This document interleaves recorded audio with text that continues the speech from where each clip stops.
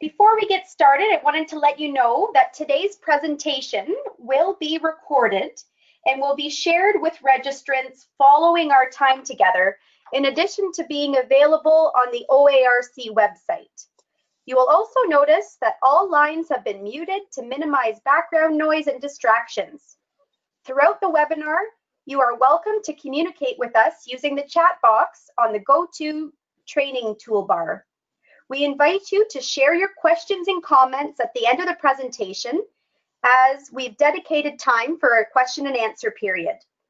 The presentation slides that you're seeing on your screen now are also available to you under the materials section in your toolbar. Now, without further delay, I am so pleased to welcome our guest speaker this afternoon, Nancy Lee Kohlrabi. She is the Horticultural Therapy Coordinator at the Royal Botanical Gardens in Burlington. Thanks for being with us here today, Nancy. We'll hand things over to you now so you can introduce yourself and we'll get started. Thank you. I will, and thank you. I'm thrilled to be here and to talk to you about horticultural therapy and keeping clients motivated. My background is horticulture, but I have been working in horticultural therapy for 35 years or so. And it just turned out that I came just now from a horticultural therapy program with a group of maybe 12 individuals with different stages of dementia. And we were doing a potting class with them. And their number one question is, when can you offer cannabis to us? And, you know, yes, it is legal. And I assured them that I could do that, but maybe not at this point. So anyway, we had a great laugh on that. But the reason I want to talk to you about keeping your clients motivated, because we're getting into spring. Soon spring will be here according to the calendar, but we do want our clients to be enthralled or enticed, pique their interest, keep them on track. So when the springtime and outdoor garden season is upon us, they're raring to go. They want to be part of it. And during the winter time, it can be very daunting to keep that interest alive, keep people motivated. So before I get on to some of those tips, I just want to talk on why getting your clients involved in horticulture on any level is beneficial. And I'm sure many of you have heard this. Before I get started, and I know we're not doing questions and answers right now, but I just want to know how many are gardeners, because not that I need to know that number at this point, but I'm really preaching to the choir if you are a gardener. Maybe you grow a few plants on your balcony, maybe you have a few house plants at home, or maybe you have a sizable garden, but everything I say is going to make a lot of sense to you. And this becomes more important to clients that may not be able to have that ability, or were gardeners in the past, or maybe not. Maybe this is a new, whole new lifestyle for them of working with plants. But one thing, it does exercise their eye scanning, especially when they're outdoors, because indoors you are used to your eyes scanning to the wall and back, to the side and back. But when you're out of doors, that eye scanning is in a further distance. So it really improves the eye exercise for your clients. It's also, when you're working with plants, is the eye-hand coordination. This morning, when we were planting up African violets with our group of about 12, 13 men, getting them to work in the soil gently and handling this African violet gently and touching the leaves, etc., was very good eye-hand coordination. Also, when you're working with plants or seeds or different types of plants, it's the difference in size, the color, the shape of the leaves, the textures Again, in the outside garden, if you pass lamb's ears, you can't help but reach down and touch those leaves because they're so soft. And they really, that sensory stimulation or that tactile sensation is very key, very good for a lot of clients to experience different textures. Working with plants is great exercise for that fine motor skill, and also when you're outside, that gross motor skill, moving those shoulders, moving the hips, the knees, the ankles, and again, the fine motor skills with our fingers, etc. When someone is interested in the garden, motivating them to walk or stoop or bend, if it's connected to the activity, it's a no-brainer. They're going to do it. And it's the same perhaps exercise that you might have on a treadmill or some other form of physical exercise.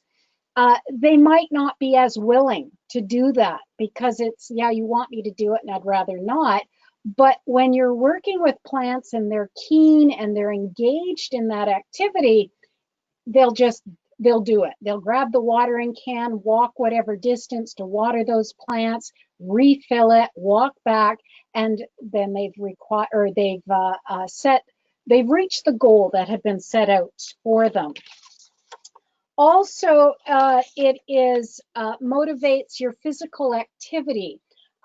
With clients, maybe the older generation, not so much, but keep teaching them that physical activity is good for them. Yes, that's very important. Younger generation, more so.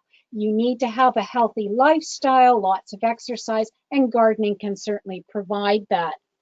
I can't emphasize enough of the stimulation of our senses, be it tactile or taste or sight or hearing, and plants can provide all of that for us. So I'm going to just stop with those. I can certainly talk about them as we're going along with the different tips. But the first thing I want to talk about is starting your seeds. In my experience, many people have no problem starting seeds, but they don't really know what goes wrong when it often does go wrong. What do? You just put soil and seeds and cover it with water, and that's all you need to know. The biggest problem with starting seeds is the lack of light. And light is very important. And again, your slide here is showing a lot of more technical stuff, and I won't get into that. But they need that red and blue waves to energize the chlorophyll once the seed has germinated. And often what happens is there isn't enough light, depending on when you're starting your seeds. So the seedling becomes very elongated. I'm just going to flip to the next slide. I'll come back to this. But you can see in the bottom right-hand corner, those little seedlings are about 3 or 4 inches high, and then the leaves. Those seedlings will not amount to anything, and that is because of the lack of light. So here we go.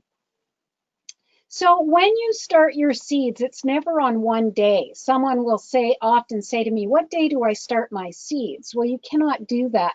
Tomatoes should be started right about now. Peppers, you would have wanted to start them probably in February. Marigolds next month. So it really does vary.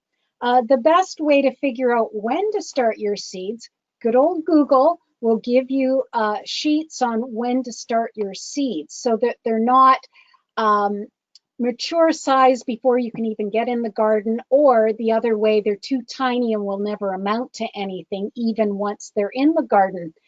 So knowing when to start is very important. In fact, I can send a sheet to Melissa and then she can distribute it to you that will give you a guideline on when to start your seeds. Some plants do not need to be started indoors. Things like your direct seed would be your radishes.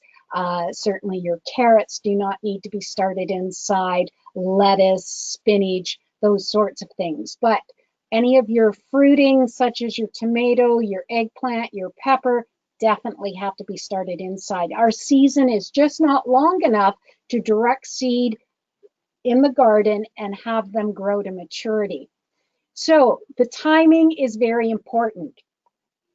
Now, in the next slide, I'll also show you some containers that are very inexpensive. You can see up in that right-hand corner at the top, those are just sort of those clamshell containers that you get with takeaway food, or maybe your muffins are in them, or your croissants or whatever.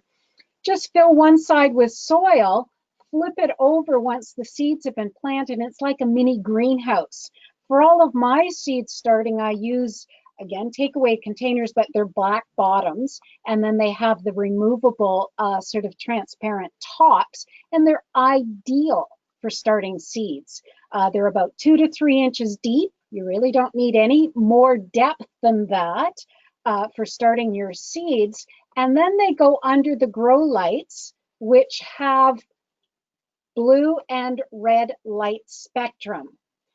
We could go into a lot of detail, and that would be your cool white, warm white, or you could buy a tube that is a growing tube, so it has that full spectrum. And you keep them 6 inches under that light until they germinate. And then you pop the lid off, get good air circulation. Always use a sprayer, like an atomizer, when you're watering them at this stage, because they're so tiny. And then as they grow, you can see in the left-hand corner a seedling that has its true leaves at the top. So it has put out its cotyledon leaves, and then this next pair of leaves are the true leaves. And that's characteristic of the plant. That's when you're going to do the next stage, which is pricking off. And pricking off is taking that little seedling, taking it out of the little cell pack or the little box that you started them in, and then you're going to put them in a pot or a cell pack, or giving them more space to grow, to mature properly. It gives them more room for the root. The plant will then develop. But again, keep them under those grow lights 6 inches so that they do not stretch and become big, long, leggy plants. Now, here we are in mid-March. Our time has changed, so our daylight, we have a little bit more of it by the end of the day. Usually about April, you could probably start seeds on a windowsill. We would have enough light to support them. Anytime before then, you really need to have those grow lights. The number one mistake that people make with their grow lights is that they have a baluster, they have those tubes in it, it looks fine, it's growing well. Those tubes should be changed every year because the light quality diminishes every year. It illuminates to you, it's fine. But to a plant, the light quality is not there, so they're still going to stretch. So my rule of thumb is change my tubes every year. Then put those used tubes somewhere else that you're not growing plants, and everything is fine. So the pricking off, a lot of growers don't do that anymore. They'll just seed directly in the cell packs. But for your clients, I find it's very important to do every stage that you can so that they're buying into it. They're motivated to do the next thing. If you make it too easy, it's like, yeah, it's done, it's gone, I'm not going to think twice about it.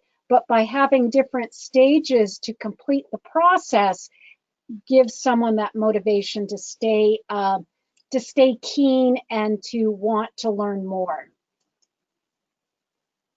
So here you can see after pricking off that middle picture, again, little styrofoam takeaway containers, that's where the seeds were started. They've grown, they've put out their second leaves, and then they've been pricked off in those lower pictures that you see, either cell packs or pots.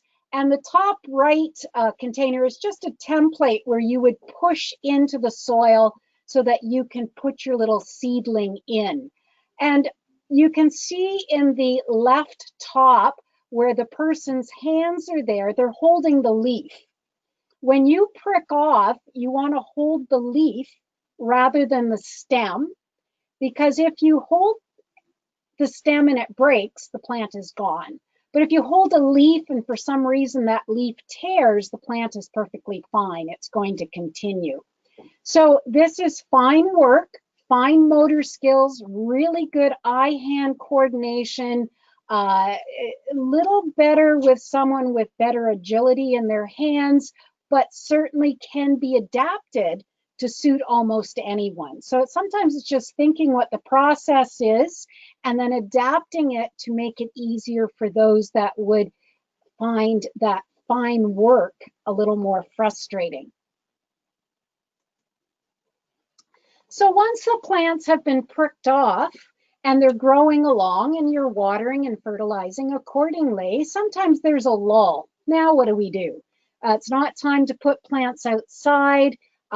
We've got everyone keen, they're eager to go. We've decided what we want to plant in the garden, but there might be a bit of a lull time.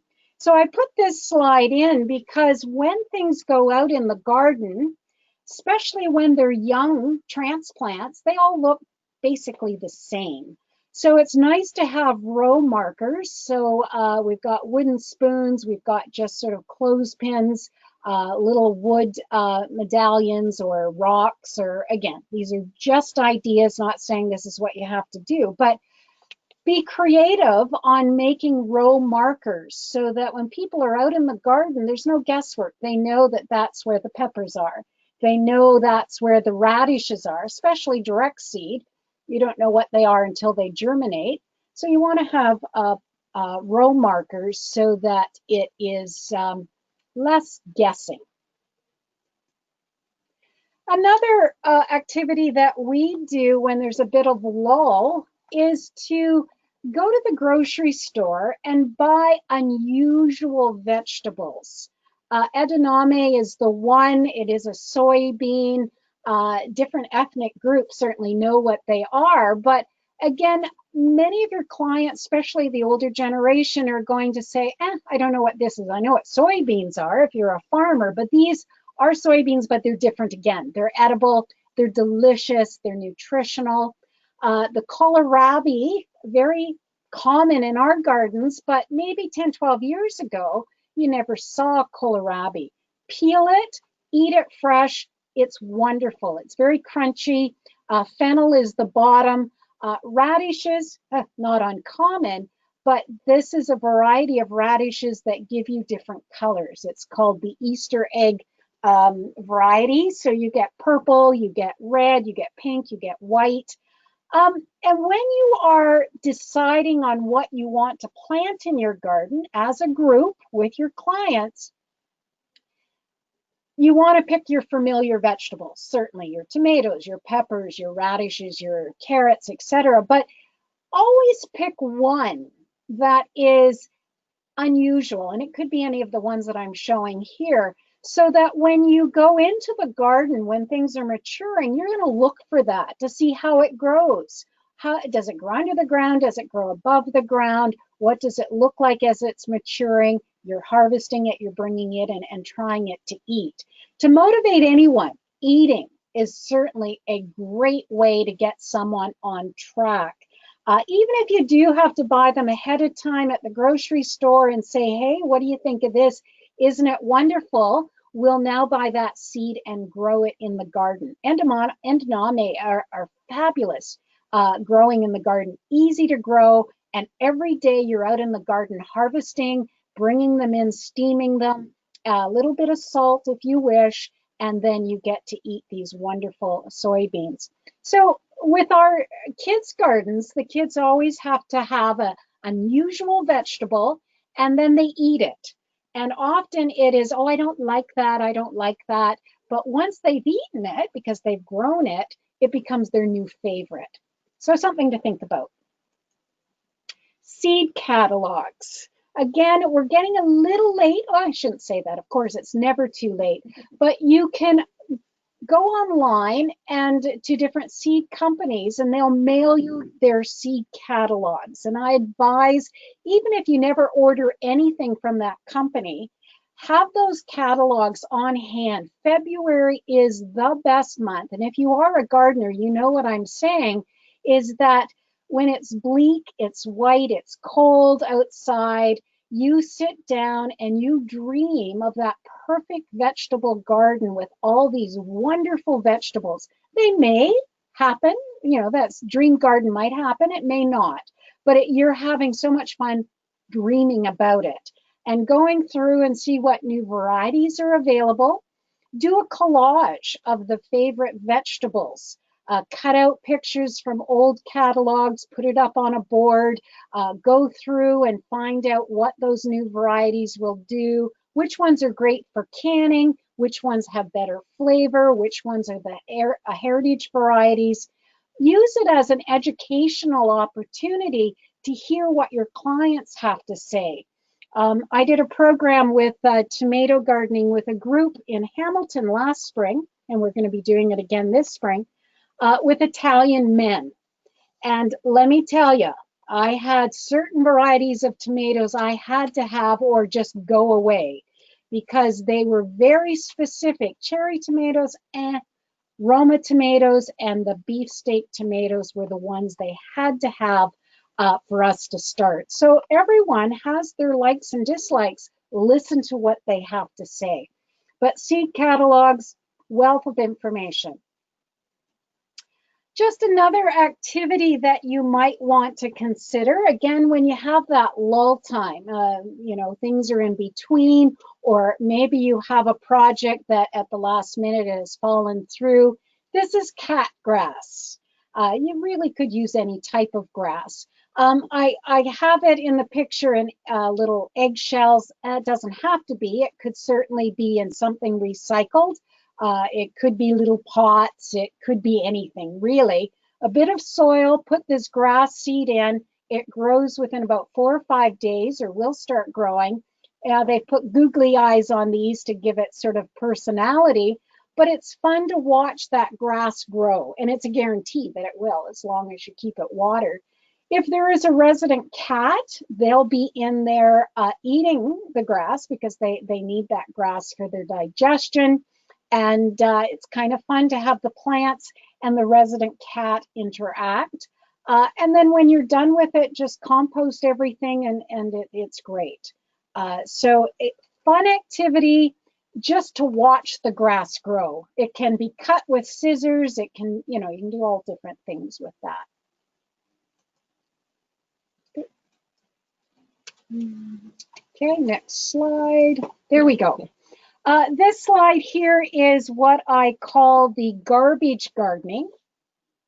So normally when you have a carrot and you've cut off the top, it depends if the carrot has really been scrubbed down. But if there is a bit of life at the top of the carrot, take a couple of them, 2 or 3 or 4, and put them in a saucer of water, and the leaves will start to grow. You will not get carrots from this, but you will be able to see this greenery growing.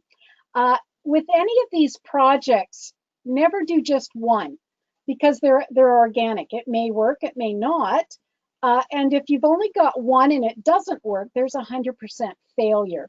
So if you do 2, 3, or 4, you're almost guaranteed to have at least one do what it's supposed to. So we got the carrots. We also have beets. With those beet leaves, they're definitely edible. Once they start growing, again, you can harvest those beet leaves and use them in salads or whatever you wish. You're not going to get a large crop, but as long as those beet tops are in water, they will produce those leaves. Eventually, the sugar source in that beet will deplenish and the leaves will no longer grow, but you'll have a lot of fun just watching that. And I'm sure we've all seen the avocado, taking the avocado and sort of propping it up so that the end is just hovering in the water and then seeing that sprout. Doesn't happen often, but occasionally it will. So you do 5, 6, 7 of them and enjoy the avocado ahead of time, and then you've got the pit to watch it grow. You can do that with your citrus, all the pips from the citrus. It's just a fun activity that normally everything would be going into the compost. You can sit and watch that.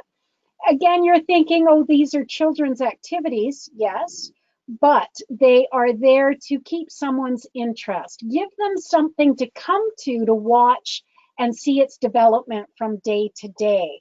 And knowing that that was just, that was dinner at one point, and now we've got these green leaves growing. And one day they were one height, the next day they've grown that much more. Uh, just to give someone something to come and watch and see it develop. Another great activity is the bean sprouts. If you haven't done bean sprouts yourself, it is really a remarkable way of getting great nutrition and fiber in your diet. You can do radish seeds, you can do beet seeds, mung seeds, all kinds. You can buy them in packages that will have an assortment of beans. And it's just a mason jar with a cloth over the top, like a cheesecloth, rinsing them every day, draining that water out, and letting them develop. So in about 7 days, you usually have enough bean sprouts to start nibbling on, putting in salads, putting in on sandwiches. And again, something to watch, something to come down to and watch it develop and know that there's a purpose for it, such as eating. So bean sprouts are really fun to do. Another project that I have done often with my clients is gazpacho. You've got your garden planted. We started the seeds, we've grown them on, we've put them out in the garden, they've been nurtured, they've been cared for, and now they're developing their fruit. We go out and we pick the tomatoes, the peppers, cucumber, the herbs, bring them in, chop them all up, put them in a food processor with a little Worcestershire sauce and honey and maybe some tomato juice, spin it through the food processor, and then you eat this fresh, cold soup. It's a great way to introduce eating healthy, nutrition, the benefits of vegetables in our diet, and most everyone enjoys it. I usually get, how come this isn't hot? It gets a soup, but it is meant to be a cold, refreshing soup. So as I mentioned earlier, eating is a great motivator. I can usually get clients to do just about anything I ask them to do if there is food involved. So that is one. I'm sure some of the other benefits that the clients would get from these activities that I've mentioned, it helps to exercise the mind with their memory. Sensory stimulation is wonderful because when you smell certain things, it takes you back to a different time. And they're finding a lot of research with dementia on, they may not remember what happened the morning of that day, but they remember from way back. And often it is more happier times, often. So sensory stimulation from the olfactory is very good on helping people remember other things from a time ago. It also, gardening practices such as the pricking off, it gives the person the ability to follow directions. It's a great evaluation tool on, if I give someone 5 directions, how many can they follow? Can they follow all 5, or do I cut it back to 2? And maybe it gives me an idea of, are they deteriorating or are they improving, depending on their situation. By working with plants, the sensory stimulation can help expand someone's attention. So keeping someone on task longer, providing them with strong smelling plants, plants that have very bright colors, plants that have fabulous taste, can keep someone's attention longer than other things. Working with plants also can help build self-confidence and their self-esteem. Someone that started the seeds, as we talked about earlier, pricked them off, grew them on, put them out in the garden, nurtured them, and then harvest tomatoes for this gazpacho soup, let me tell you, they're going to feel pretty good about what they've done. Maybe memory is a concern and they might only remember one or two of those activities, but that sense of pride of I grew this plant can really help build someone's confidence, self-confidence. And we all have a need to nurture. A simple plant, as I mentioned my clients this morning with their African violets, they now have the responsibility of taking those plants home and nurturing them. They have very specific instructions, and African violets are pretty easy that if one instruction is skipped from time to time, it's not going to really matter, but something for them to nurture. Often clients in the latter stages of their lives, they're being nurtured. Maybe more than they would like, but it is the circumstances. But to allow them to nurture a plant, be responsible, you're overlooking and making sure that the watering gets done, but they feel responsible is a very good for their self-esteem as well. Horticulture is an ever-changing field. It's never, you never learn it all. It's the educational component of working with plants and a lot of interaction amongst the group, because everyone comes to that table, so to speak, with different experiences. You may have farmers, you may have home gardeners, you may have ethnic backgrounds that can really give you, the therapist, lots of information on how to develop the garden. And again, it's always changing. There's always more to learn if it's presented to the clients in a fashion that they find acceptable. You don't want it heavy duty where you're standing there with PowerPoints time after time and drilling facts into their heads, but making it a fun activity for them to learn as they go along. Working with plants also develops patience. When we work with our little gardeners here at the RBG that are 3 to 5 year olds, they put the seeds in the ground. We use radishes for the first week so that they can see them when they come back the second week. We have to teach them patience because they, in their little minds, their cognitive abilities are such, but they think they'll be able to eat radishes the following week. So again, it's a lesson of no, you just have to be patient. We just have to wait. Mother Nature will do what she does. And then when they finally get to harvest, they never like to eat them, but like to harvest their radishes, they're thrilled, absolutely thrilled. But knowing they had to be patient until that time. Gardening also improves your social skills. What gardener doesn't like to talk about their plants? I have a lady in one of my classes that she loves the gardening program because her grandmother was quite a gardener. She feels that her grandmother lives upstairs and she'll be taking all her plants to her, but that's not the case. But in her mind, she is doing something her grandmother enjoyed, and obviously she enjoyed doing this with her grandmother, and she is thrilled every time she gets to work with plants, and she loves to talk about it. So her social skills are improving because of her involvement in the horticultural program. Also, working as a group helps working cooperatively with other people. And as you know, in your groups, everyone comes to it with different abilities.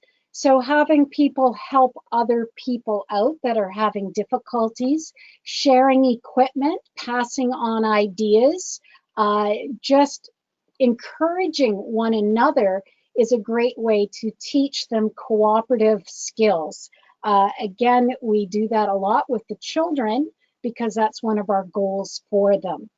So everyone comes to your programs with different goals. It's just finding the activity that meets those goals for you. Now, they have to be adjusted, they have to be adapted because every program we present to the clients many times it has to be adapted. It could be the equipment that's adapted. It could be the plants. We're adapting it to that individual so that maybe they're not as fragile because the client's motor skills are not well tuned, that they can't handle things carefully. So again, adapting is very, very important. It's also a great reason to take your clients out on field trips. Garden centers are gearing up right now with their bedding plants. Taking your clients out to these garden centers, which is usually a greenhouse, which when you go into a greenhouse, you can't help but feel your shoulders sink. You're feeling more relaxed. You're breathing in a lot of oxygen. Seeing these plants that are just starting to bloom does a lot for the psyche, especially after a long winter.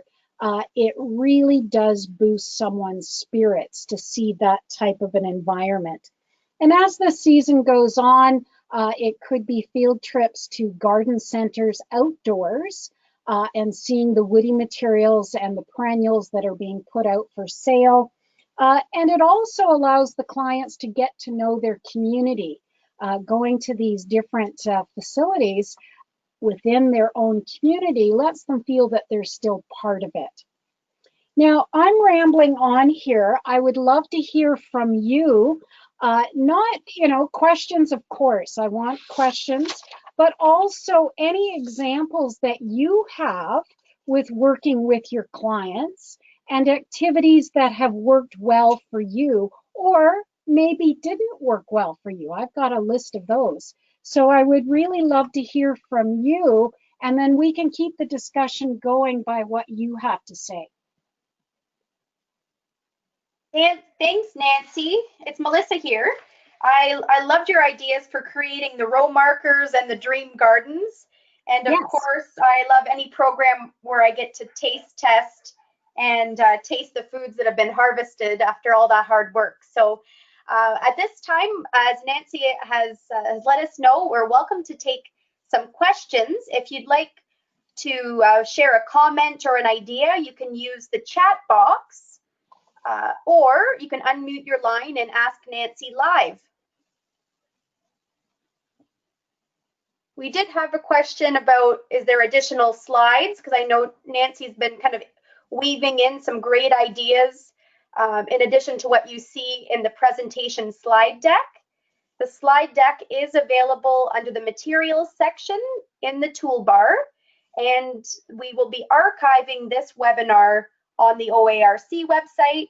We'll email every participant the link so you can always listen back or share your ideas with your programs department and residence council, so you can share with more people. Is there anyone who'd like to ask a question or share an idea? Feel free to unmute yourself.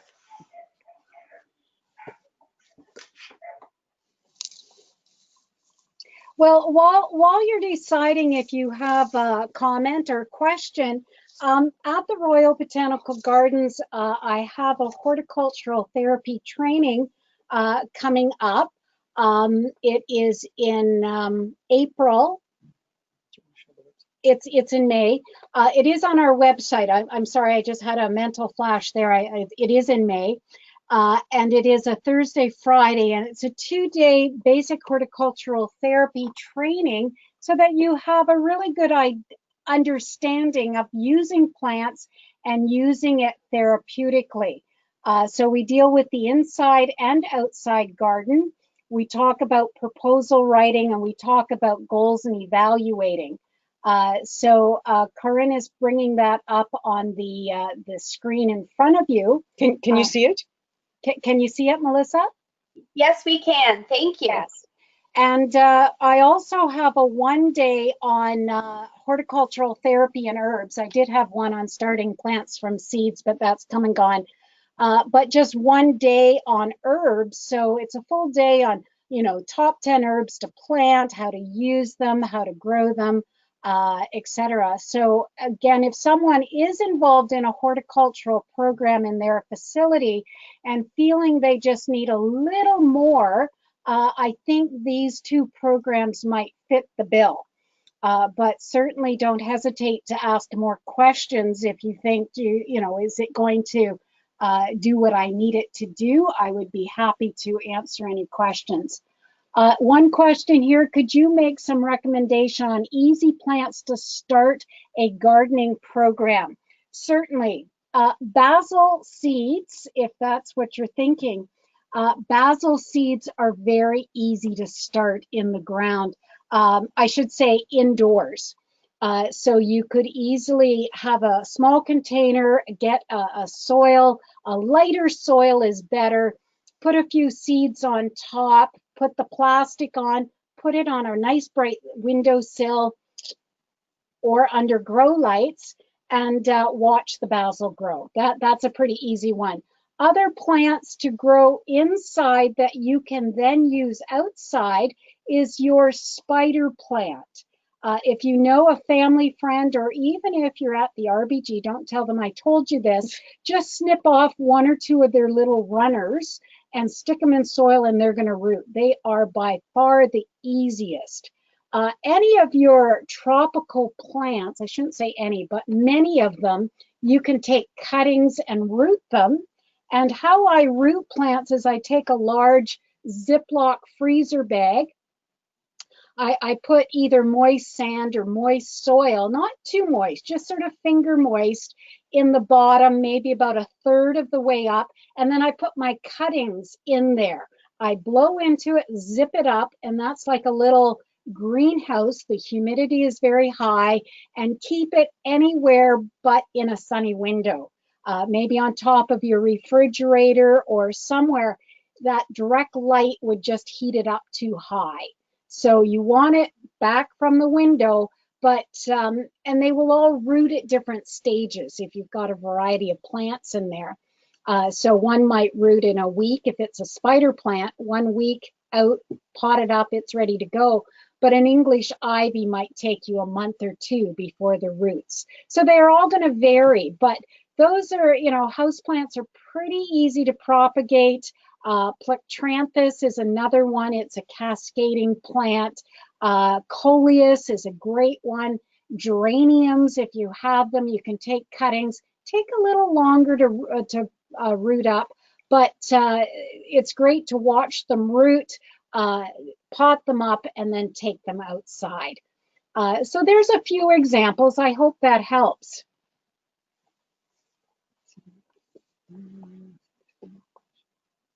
Thanks, Nancy. It looks like it's a fairly quiet group, but I think you've had a real comprehensive overview of some tips and tricks for getting started, some real innovative ideas for programming. Yes. And I thank you so much for being with us today, and to Corinne behind the scenes. How is our time? How's our time, Melissa? We're nearing the end. We still have 15 minutes where we could be chatting, but it sounds the consensus in the chat box are people are thankful. They enjoyed the presentation.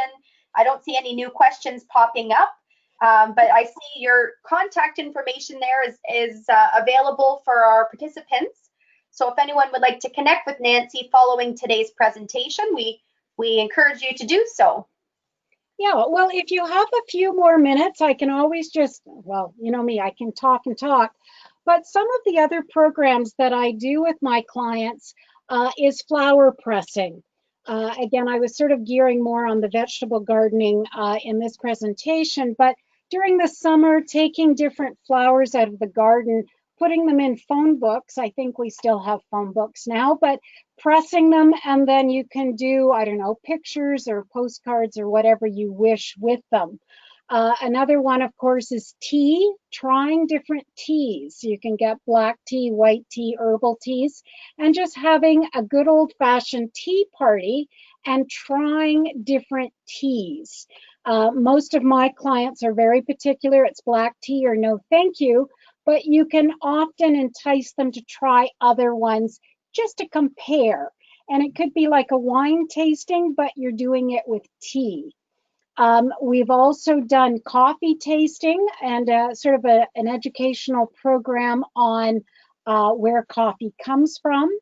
We've also have grown a ginger. The ginger that you use in your cooking, you just cut off a part of that ginger, as long as it has eyes, almost like planting potatoes, plant it up. It might take a while, but all of a sudden you get these beautiful ginger leaves, big, long, grass-like leaves, and they're remarkable when they're growing. So again, just lots of ideas. I've got another question here. I can't seem to keep a lily alive, and it barely needs water. Now, when you're saying lily, I'm not sure. Is it an Easter lily, or is it a lily that you have outside, Asiatic? I don't think you'd be growing that inside. But if you are referring to that, lilies are coming from bulbs if they're out in the garden, or if it is a daylily, it's more of a fibrous root. So yes, they do not like to stay too wet on a clay soil. But if it is an Easter lily that you're bringing inside, usually when they finish blooming, I usually recommend that you put them outside in the garden once May comes, and see how that goes. But lily is tough. City of Ottawa will be developing an indoor garden program. What is the best accessible container garden for indoor planting? One that I like, and again, if you have someone who can build it, it's just basically a square box that might be about 15, 18 inches deep and maybe 3 feet square. And it's on legs, but you put coasters on those legs. So you can plant directly in it if you wish, your tropical plants, or if they're still in pots, just keep them up on the top. You can put a grow light over top of that. But what I like about it being relatively small, you could put your seedlings in there, start them directly in there, grow them on with the grow light, and then you can take the grow light off and wheel it outside to continue growing when the season is conducive for temperature. If you're looking for just strictly indoor plants, my favorite is still the 3-tiered growing grow stands. So they've got the lights on each section. You can grow your plants under the lights. You're limited on the size, but I really like those because the lighting is the most important thing for either your seedlings or for your tropical plants, which you usually do grow inside. Can I just mention something? And I'm just going to switch over to a web page, because not only do we offer programs here, but, and now let me just get my mouse here, but we can also do programs via video conference, and that includes professional development. And that's what my job here. My name is Corrine Davidson Taylor, and I do education programs by video conference. But if you are out of sort of 50-kilometer plus range of RBG and can't come to our programs, there are opportunities for you to participate in an introduction to horticultural therapy, or perhaps involved in a horticultural therapy series where you learn some tips and techniques. And it's a hands-on, it's interactive, it's synchronous, it's real time. You will be able to see and hear, and we'll be able to see and hear you too. So I thought that might be of interest. And I see there's another question here. Yes. What kinds of herbs would you recommend for tea? Mint, definitely. Basil makes a fabulous tea. Rosemary has a nice flavor when you put it in a tea. A combination of the basil and mint is lovely as well. Chamomile, we've all heard of chamomile tea, and chamomile's an easy plant to grow. So again, there's different plants that you can have in your garden. Rose hips makes wonderful tea as well. So again, there's many things that can be grown to make into tea, or a mixture of herbs to make a tea. And it's not really a tea, it's a tisane, but that's technical stuff. Nancy, there was a question earlier from Allison asking if RBG has a horticultural therapist that I guess could be hired and to come out to the homes, more of an outreach program.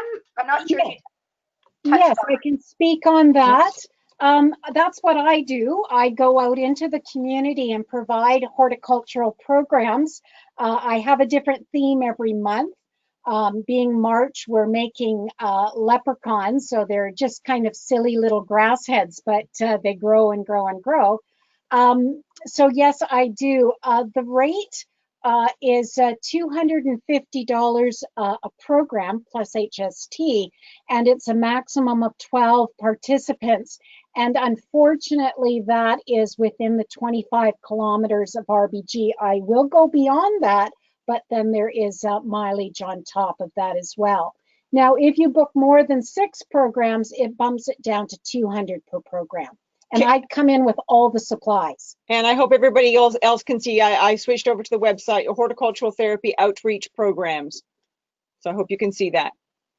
Thank you. I was just thinking, at OARC, we always want to think about programming that resident councils can champion or perhaps sponsor. Many councils do a lot of fundraising and have funds that they want to reinvest into the homes to perhaps supplement some of the activity offerings on the recreation calendars. So perhaps investing in some horticultural programs on a regular basis throughout the year could be a way that resident councils could support programming and maybe bring something new and innovative into the homes. Yes, and I would be more than happy to come to your facility and provide a horticultural program. Even though I do offer the like a theme every month, I can custom design it to meet your needs. You might say, oh, she's coming in April and maybe we don't want to do the herb that she's presenting. I can custom design programs, and often do. There's a program or a facility I'm going to in April. They didn't want the herbs. We're starting tomatoes. Little late, but we'll manage. So we're all doing little containers of tomato seeds. They'll have hundreds to plant out in the garden, but that's up to them. So yes, I would love to hear from you. And also I will go out and do just sort of an hour program. Well, these outreach are hour programs, but just sort of a fun PowerPoint on various subjects as well. Doesn't cost near as much. And I'm just there to give a PowerPoint of birds or flowering plants, flowering bulbs, whatever it might be, for an hour. And very engaging. I get everyone involved, and there's usually a draw at the end, but that's another option as well. Well, thank you so much, Nancy. I think I didn't see any additional questions popping up, so I think we're winding down. I wanted to just say thank you again for joining us, and I think you've got us all seeing green. Perhaps it's because we're so close to St. Patrick's Day. But you certainly got us inspired and hopeful for the spring and summer months to come. But you've given us some great strategies for the indoor programming in the interim. So thank you so much. And we look forward to connecting with you and RBG again in the future. Thank you. I enjoyed it. Goodbye, everyone. Thank you for joining us this afternoon.